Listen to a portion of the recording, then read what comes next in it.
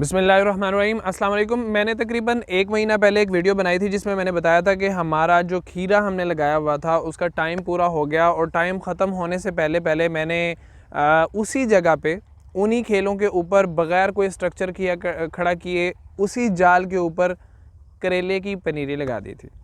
तो ये उस वक्त एक ट्रायल था जिसको आप लोगों ने बहुत ज़्यादा अप्रिशिएट किया था, बहुत पसंद किया था। तो अब टाइम था दिखाने का रिज़ल्ट्स के 1 महीने बाद उस करेले की क्या सिचुएशन है। तो उसी सिलसिले में मैंने वीडियो बनाई। इस वीडियो के अंदर मैं एक तो आपको ये बताऊंगा कि ये मेरा ट्रायल कैसा रहा, मेरा तजुर्बा कैसा रहा। दूसरा, कुछ दोस्तों के उसके ऊपर कुछ सवालात थे, कुछ एतराज़ात थे कि बाद में ये मसाइल आ सकते हैं, वो मसाइल आ सकते हैं। तो वो मसाइल क्या हकीकत में आए या नहीं आए, उन सारे सवालात का भी जवाब इंशाल्लाह मैं इस वीडियो के अंदर दूंगा। तो सबसे पहले तो हम अपने ट्रायल की बात कर लें तो इंतहाई सक्सेसफुल रहा।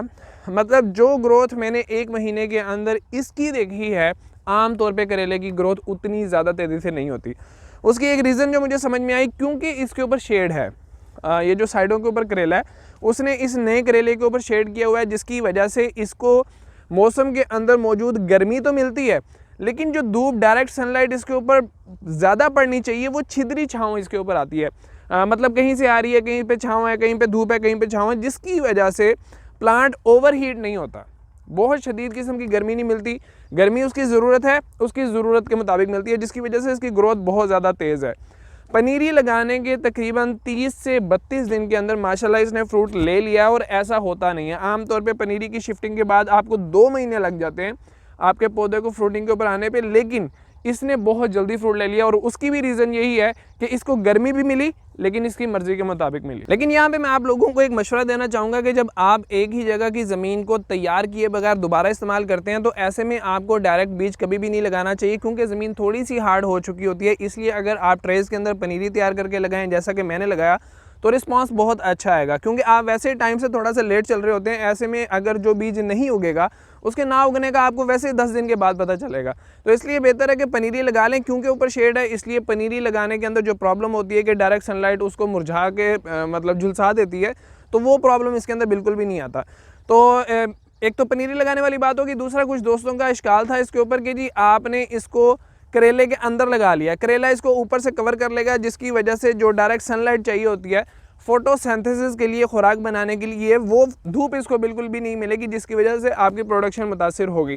जी हाँ, थ्योरेटिकली अगर आप सोचें तो थ्योरी की हद तक आपकी बात बिल्कुल ठीक है, लेकिन करेला जो है वो अंदर आप इस वक्त भी देख रहे हैं टनल के अंदर अल्हम्दुलिल्लाह एक अच्छी धूप मौजूद है, हालांकि करेले ने ऊपर से कवर किया हुआ है। तो सुनने में ऐसे ही लगता है कि ये जी बिल्कुल बिल्कुल छत बना देगा, कोई लेंटर नहीं इसके ऊपर डल जाता, कोई टाइलें नहीं ऊपर लग जाती।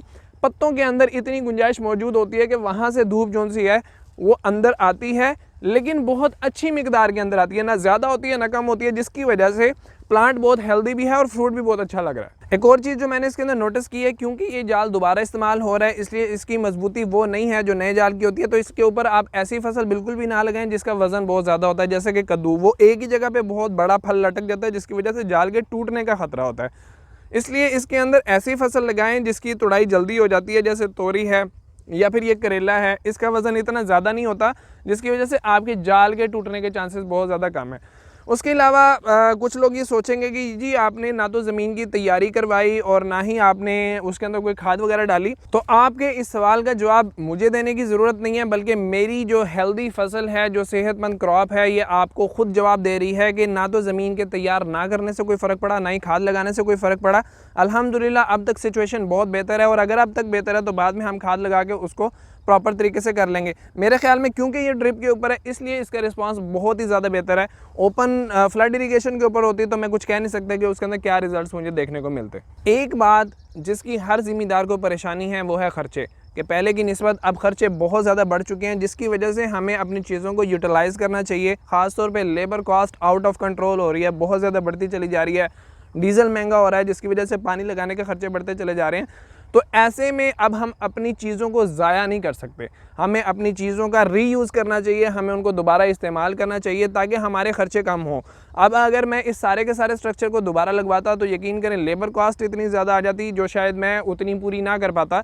लेकिन क्योंकि मैंने एक स्मार्ट मूव खेला और ये इसी फसल को, इसी क्रॉप नेट को और इसी स्ट्रक्चर को यूज़ करके करेला ले लिया और सिर्फ बीज का मेरा खर्चा आया, तो इंशाल्लाह मेरा जो इस फ़ी एकड़ आमदन है वो फ़ी एकड़ आमदन बहुत ज़्यादा बढ़ जाएगी और उसके मुकाबले में मेरा खर्चा कम होगा।